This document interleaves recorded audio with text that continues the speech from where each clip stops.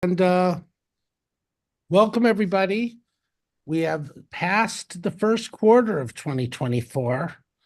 Don's going to tell us the great news. Everybody's writing checks, sometimes blindly. No? Anyway, we'll get an update of where the money went in the first quarter and what we should look at for the rest of the year. Don, I'm shipping it over to you.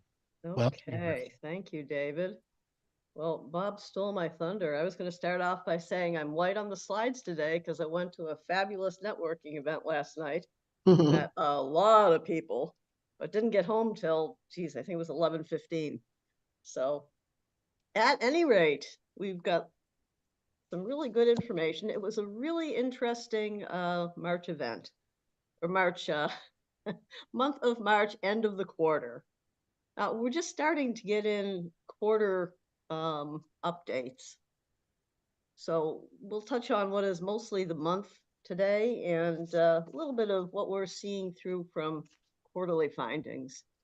So March was a bump up from February, 6 billion to 178 companies. Now, sidebar, 2.75 billion of that was to one company, Anthropic. Amazon, big investment in AI. Pardon me. But nonetheless, a lot more companies, a lot more rounds, smaller, but nonetheless, particularly in the seed area, we saw quite a few more companies coming in for funding than we did in February. 145 in February, and it was even lower, I think 120 some in January. So we continue to see lots of extensions and bridge rounds, continue to see the startups laying off, doing cost cutting. New this month, or in March, we had 2 IPOs. Reddit went out, Astera Labs went out. Astera Labs is up like 96% from their debut, which is good. Reddit, not quite so much, but still up. But think of these as isolated events. We're doubtful that we're going to see a stream of IPOs, at least not yet. Although there are lots of companies that have filed confidentially and are waiting for the right time. The word we're hearing is more likely in the second half of the year than in the next few months.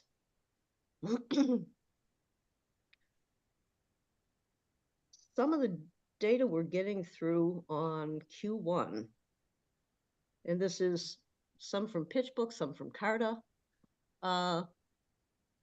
Valuations are up across the board on fundings, except for late stage. So your seed, your pre-seed, your seed, A through B are all up, and the round sizes are up. They're seeing more money going out in each of those rounds. Median cash size is up in all of the early stage and through C rounds. So this is just overall up in activity. And you can see from our chart now, we're now tracking 14 billion so far this year for the first quarter, and against 53 billion for the whole year last year. The Anthropic funding, of course, sort of skews this chart. More than half of it going to AI. Not to say that AI didn't still command a lot of the fundings. And we'll talk about that in a little bit. But across the board, it was a diverse set of startups getting funding, a lot of different sectors. This is also seen in the mega deals. Now, the mega deals are the very large fundings. They're typically 100 million plus going to a single company in a single round. And they're usually in later stage. AI has been an outlier on that. We'll see more of that as we go through the month. But you can see here it goes from vehicles and transportation, applied intuition and InDrive, both 250 and 150 respectively. Going down through Software information technology, observe 115 million Series B in a single data lake. Focus. Cybersecurity continues to see money going in, a lot of money going in. Nozomi getting 100 million Series E. And then along with Anthropic, more AI companies. So when you get the recap, I'll give you details on all of these companies. So you don't have to take notes now. We'll get them later with links to both our records as well as their websites and their LinkedIn pages. So funding to women-led companies down a little bit from last month, but up from what we've seen over the last, say, 6 months. The total is 308 million out of 6 billion. But what was interesting is there was a larger amount of later stage fundings to women-led companies. And that's significant because if you look at the total amount of money going to women, in the early stages, they tend to be smaller rounds.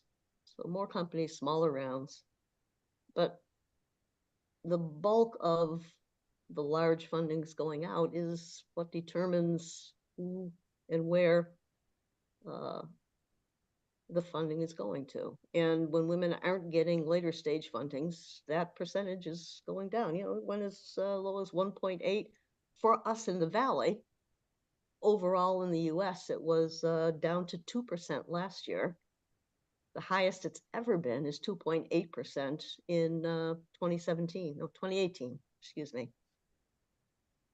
So I want to take a look and show you a few of these companies because they're an interesting group. So you can see we've got a cluster of women in biotech. And it's an interesting group. Down on the side here, Celine, biotech focused on dogs' health span and lifespan, but their longer term is to take the knowledge that they gain from that experience and apply it to humans. And that's a series B, as you see. We've also got Allison Hume, Biofarm, 50 million Series A. The name in the lower right there, I'm not sure what's going on with my screen here. Oh, there we go. We've seen 3 times in the last 8 months, Lily AI. It's a retail AI company, really focused on applying AI in e-commerce. And this is, it's a Series B extension, but it's the 3rd round of funding she's gotten in 8 months. And other than that, oh yeah, Shay McLaughlin.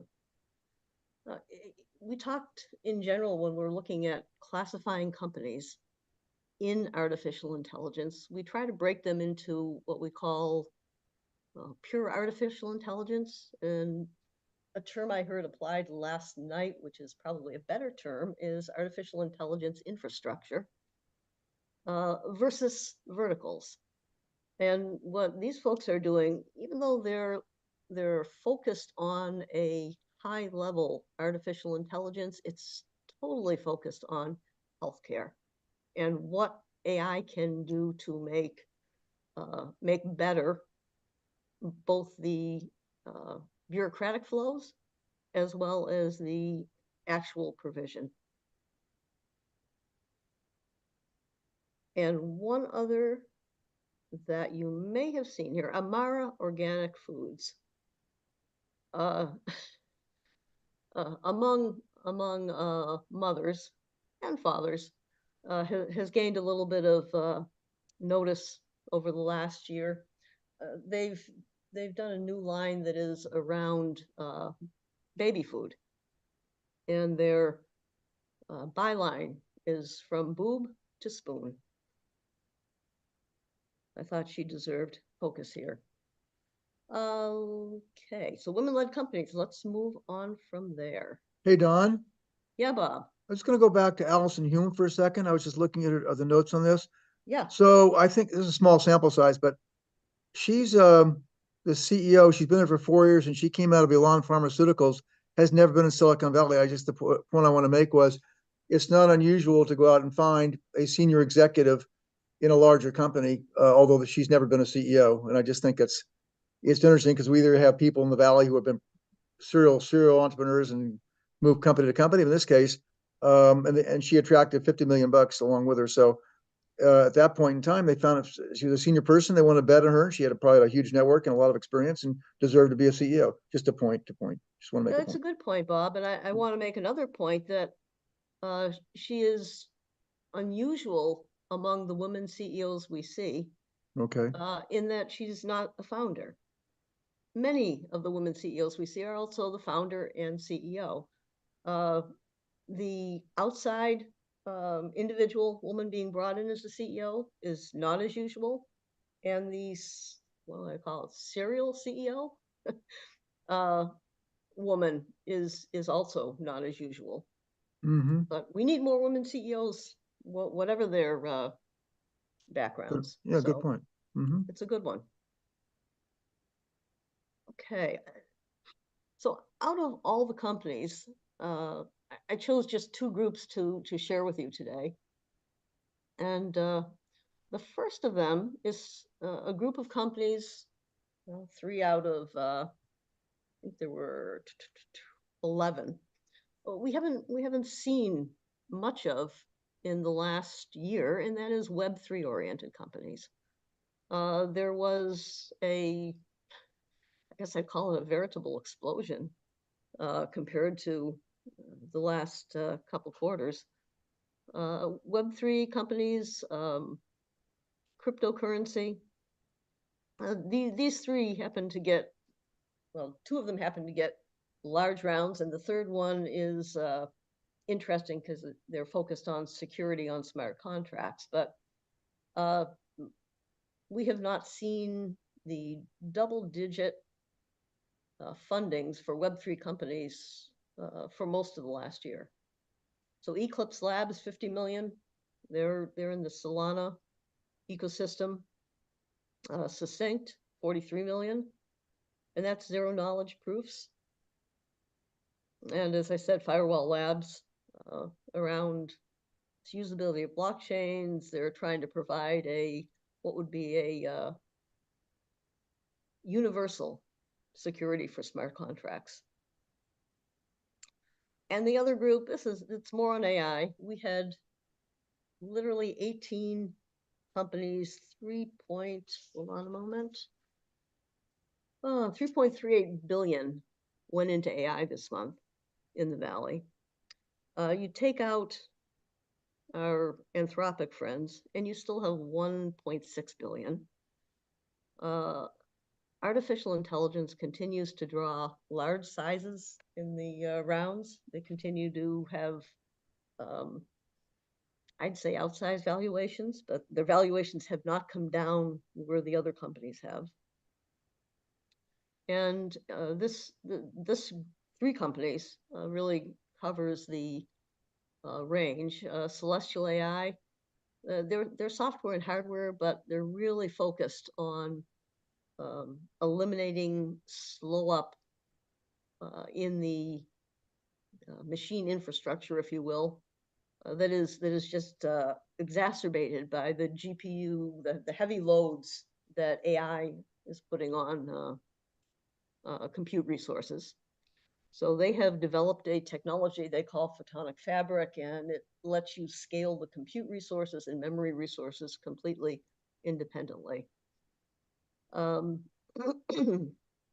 Together AI. Oh, did I have a question? Yeah, Okay.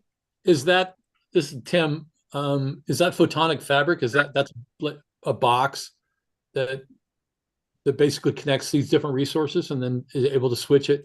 You know, Quick. I'll have to refer you over to the company for that. Photonic Fabric is their name, and it encompasses a group of solutions. It's not a single solution. Okay. But I can't give you more than that. Okay, thanks. And we'll give you a link for sure, and I'll put it in chat as soon as we get done here. Together AI has gained notoriety for being the most flexible source of compute resources. They combine, or they make available just about any combination, software, hardware, cloud machine, GPU, your choice, in order to support whatever the focus. It's typically enterprise and startup, and it's the LLM of your choice, the models of your choice. They provide if you don't have, so very flexible. And then unstructured technology, back over on the data side, we continue to see many companies who are focused on whether it's providing pre-clean data, cleaning data, labeling data, but then obviously in training models, the data is just a huge challenge. And where there's a challenge, you're going to see startups coming to address it. So unstructured technologies, typo there, got a $40 million Series B. So moving from there, all of this information we pull from Pulse of the Valley. And Pulse of the Valley is our weekday newsletter. It covers fundings and people, M&A, IPOs, but basically what's happening to funded companies in the Valley from first funding to exit. That brings me to one more point, and I forgot to mention this. Sidebar. Michael Lordeau asked me to look at what was happening in terms of companies that are in trouble, companies shutting down. And I started that. I've got some information on it. There's not a overall in-depth study of that at this time. We've got data points. PitchBook, for example, has predicted that this year, around 2,300 startups will have to shut down due to inability to pull that next round of funding. And Carta, in their Q1 report, there's the first look, they haven't got out the full analysis, but said that in January, more startups in their portfolio shut down than at any other month in their history. And we continue to see a notice here of a startup shutting down. Phantom Auto was the latest, but an awful lot of them also just disappear. And Well, they don't, Don, they don't report. They don't report, and they VCs don't want to report on their companies going south. Right, and no one else reports them either. Right. Right, it may pop up on a posting on LinkedIn or an article in TechCrunch, but right, it's hit and miss. So, Michael, that's the best I can give you on that now, but we'll continue to look for more detail on that. So back to Pulse of the Valley. I'll give you a sign up on this, but I also want to now give you a quick preview on something we have coming. This is a little bit of a pivot for LinkSV. We're launching this next week. This started with us taking advantage of the deep investor information we've accumulated over 20 years and producing a number of customized reports on who's investing, what and where and when. And it's culminated in us creating a partnership with a company that has traditionally assisted in fundraising. And our particular program on this is going to be called Fundraising Assist.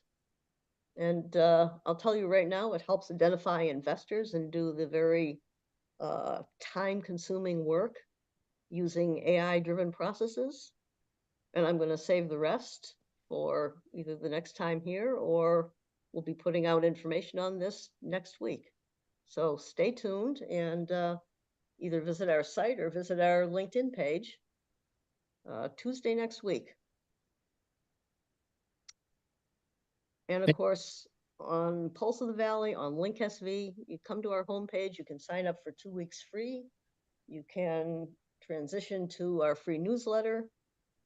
If there are entrepreneurs in the audience, we now offer an entrepreneur membership specifically for the pre-seed to seed and focused on companies that are doing fundraising. It's only $6.99, and it is really targeted at enabling you to use our resources to build your team, to get your investors to do what you need to do to get to that first round and complete it successfully.